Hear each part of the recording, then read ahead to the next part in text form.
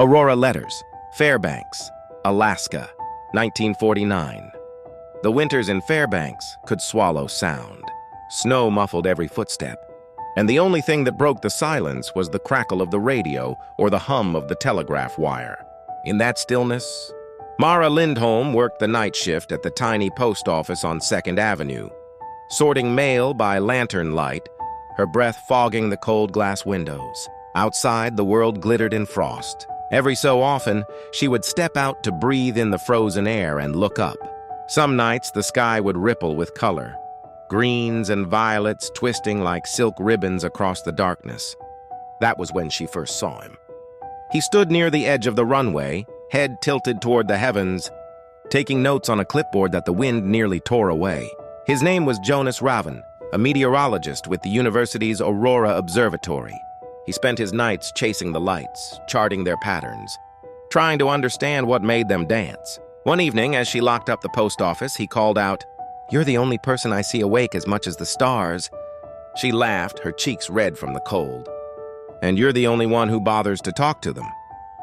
From then on, they spoke often, her from behind the post window, him with his parka dusted in snow returning from long nights on the tundra. He brought her Aurora forecasts. She gave him thermos coffee in return.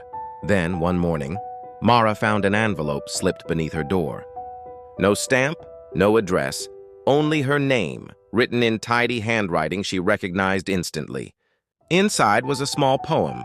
"The lights dance because they're jealous of you."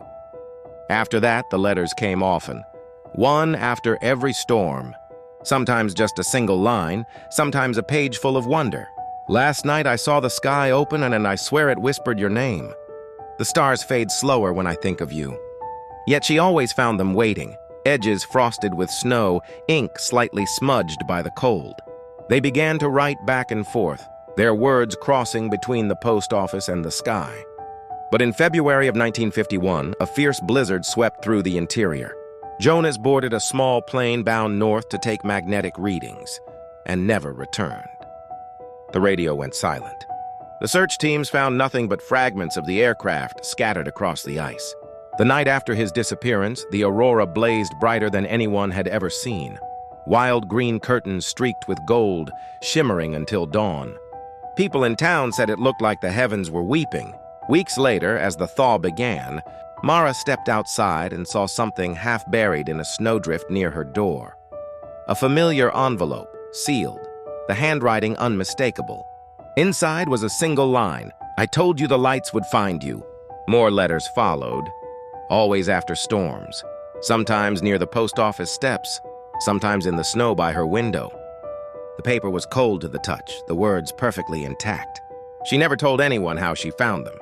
Years passed. Mara stayed in Fairbanks, tending the post office and watching the aurora from her porch. When people asked why she never left, she'd smile faintly and say, "Because some letters take their time to arrive."